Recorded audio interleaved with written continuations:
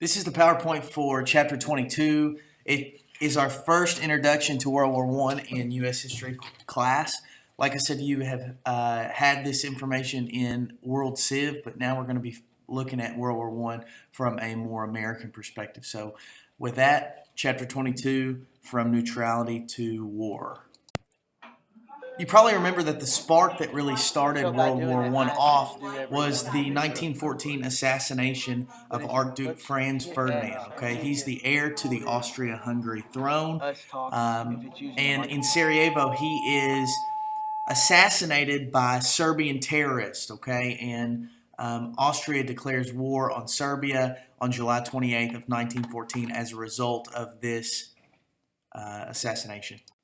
After they declare war as a result of that assassination, there starts a chain reaction, and Europe pretty much breaks out in war as a result of some alliances, some complex alliance issues.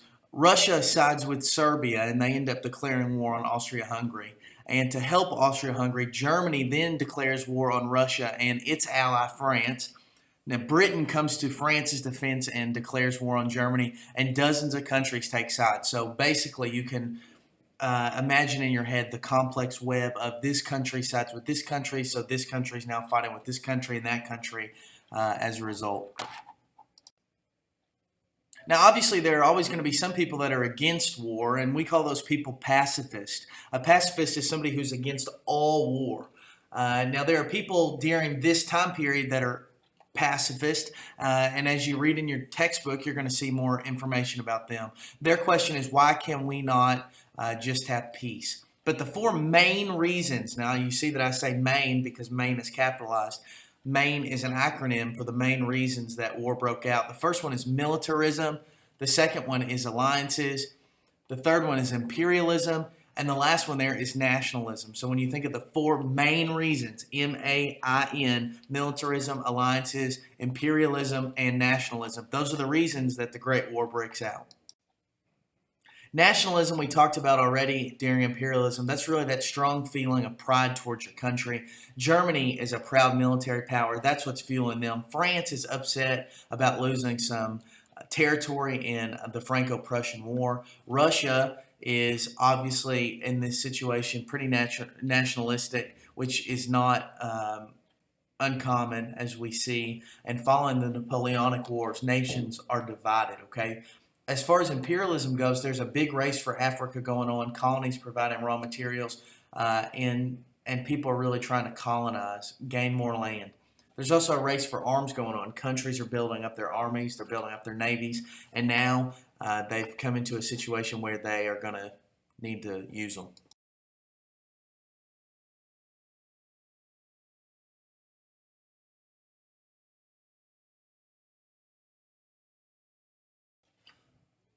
On this slide, you're going to see information about the alliances that form. On one side, we have the Allies. That's England, France, and Russia. On the other side, we have the Central Powers. These are what we consider from an American perspective to be the bad guys, right? The Germany and Austria-Hungary in World War One. So over on the right, you can just copy down those definitions. That'll be really helpful for you moving forward.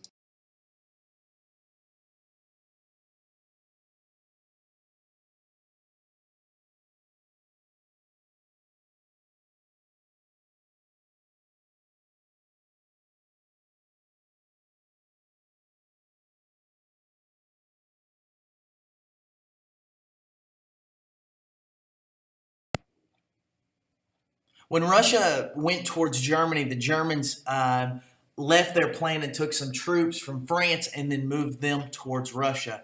This weakened the armies in France. Okay, we have a battle called the Battle of the Marne, and in this we see a long stalemate. The Russians are going to dig in, and what you might remember from World Civ is that conversation that you likely had about trench warfare. Trench warfare is going to be the cause of that long stalemate. A stalemate is that deadlock where neither side can defeat the other. They can't move forward, and as a result, they just have a no man's land in between trenches where if you step foot in that no man's land, you're probably just going to die. So that stalemate goes on for a long time, and somebody's got to break that stalemate, and that's really where the U.S. comes into play on World War One. When Wilson ran for re-election, he ran on a platform that he kept us out of the war. In 1914, the United States issues a proclamation of neutrality. Wilson says that the United States is not getting involved. We're not picking a side. We're really believing in neutral rights, okay? Especially with trade. We don't want to mess up our trade situation with countries that are warring. The United States is depending on the sea to trade. We believe that the United States has a right to trade with everybody without interference. So even if you two parties are fighting, we should be able to trade with both of you because we believe in neutral rights, staying out of the war. The British aren't really happy about the fact that the United States is still trading with Germany. So they have this idea that by trading with Germany, it's really fueling the enemies of Great Britain. They want to hurt Germany by not allowing them to trade, even with the United States. So they're going to set up a naval blockade. They're going to stop U.S. ships. They're going to search for war goods. The United States is going to get a little upset about this. Here's the problem. The British had been helping U.S. markets, and a lot of businesses had supported the British, supported the Allies, and we had lent money to England for guns. So we're trying to stay neutral. However, it's sort of becoming an issue where we are being forced in some ways to pick sides. An important concept you really need to know for this unit on World War I is that Germans are going to use U-boats. That's a German submarine. That's the first type of submarine, okay? Germans are going to be notorious at this point by using U-boats to sink ships without warning, okay? The British would disguise their ships with flags of neutral countries, so as a result, the Germans were just sort of sinking ships because they didn't know if they were British ships or not, because the British had been a little misleading. German submarine warfare is going to be really what fuels the United States to have to make that final choice to enter, because some Americans are going to get killed because Germans are going to be sinking ships. So the water becomes a war zone. There we see again that a picture of a U-boat. They're called U-boats. They're really just German submarines, but you need to remember that term U-boat. They're torpedoing enemy ships, but they're also torpedoing neutral ships that are trading with the enemy of Germany. By sinking unarmed ships, Germany is violating international law. Submarines can only attack armed warships. And the United States adopts sort of this policy of strict accountability. We're going to hold Germans accountable for any Americans that die because they're sinking unarmed ships. So Germany sinks a British ship. It's called the Lusitania. It is the sister ship of the Titanic. They do it by surprise. 198 people are dead as a result of this sinking, and 128 of those people are Americans. So the United States now has to they're tested on their policy of accountability. Are we going to hold the Germans accountable for sinking the Lusitania? And that's a decision that we have to make. Americans are going to be furious with the destruction of Lusitania. Here you see the New York Times. Lusitania sunk by submarine. Probably 1,260 people dead. Twice torpedoed off the Irish coast. Sinks in 15 minutes. This is a political cartoon that says this latest submarine victim may be the last. You see the periscope of a U-boat, and then the sinking ship is called U.S. Patience. So the United States Patience seem to be sinking, and we're probably going to get involved. The United States responds to the sinking of the Lusitania. We send some things called the Lusitania Notes. These are diplomatic notes. They state that Germany should end submarine warfare. Wilson threatens Germany. He says, you have got to do this. You have got to stop attacking unarmed ships. He also warns Americans of the dangers of traveling by sea. Don't risk traveling by sea because there's a threat from Germany, and we don't want to risk going to war. Germany strikes again. They attack a French passenger ship called the Sussex. It's unarmed.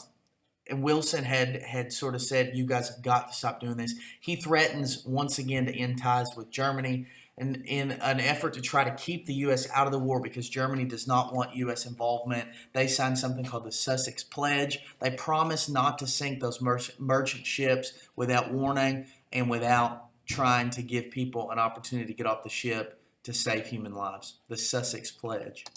I mentioned earlier that President Wilson campaigned on the platform that he had kept us out of the war, but there was some criticism of that. Former President Teddy Roosevelt had criticized Wilson, said we needed to be more prepared, we needed a stronger military. But even through that, Woodrow Wilson does win again. He wins re-election. He campaigns on increasing the size of our Navy in addition to keeping us out of the war. He really pressed Congress to spend money to double the size of the Army and begin construction of the world's largest Navy. Propaganda is going to be a huge part of this war, okay? Propaganda is where a country will publish things to try to encourage people to get involved with the war effort, to promote their cause. It's really meant to help bring everybody into the war effort to get everybody on board. The Allies are better at propaganda during World War One than the Central Powers, and we're going to be taking a look at some propaganda posters as we go forward. Wilson gives a speech in 1917. He urges the countries that are in the Great War to end that war by achieving peace without victory. Let's just have peace. Nobody has to win. But as you probably know, spoiler alert, that doesn't happen. Germany resumes that submarine warfare that we'd warned them to stop. Wilson breaks off diplomatic relations as a result of Germany continuing to do that. In 1917, we get something called the Zimmerman Note. This is really important. This is something that you really need to star in your notes. It is something that's sent from Germany to Mexico. Okay, Germany to Mexico. It asks for Mexico to invade the United States. Okay, and Germany says we're going to support you. We're going to give you some of that American territory that the Americans took from Mexico. We're going to help you get that back. And when this is intercepted by the United States, or actually it's intercepted by the British, it's then given to the United States. This is really the breaking point, okay? Germany is plotting against the United States, asking for that Mexican help, asking them to invade the United States, and this is really where we decide we can't stay out of this any longer. In March of 1917, the Germans are going to sink 5 U.S. ships using U-boats, using that submarine warfare that they're known for in World War I. And in April of 1917, the next month, Wilson asked Congress for a declaration of war to fight against the Central Powers. And with that, the United States enters the Great War, World War I.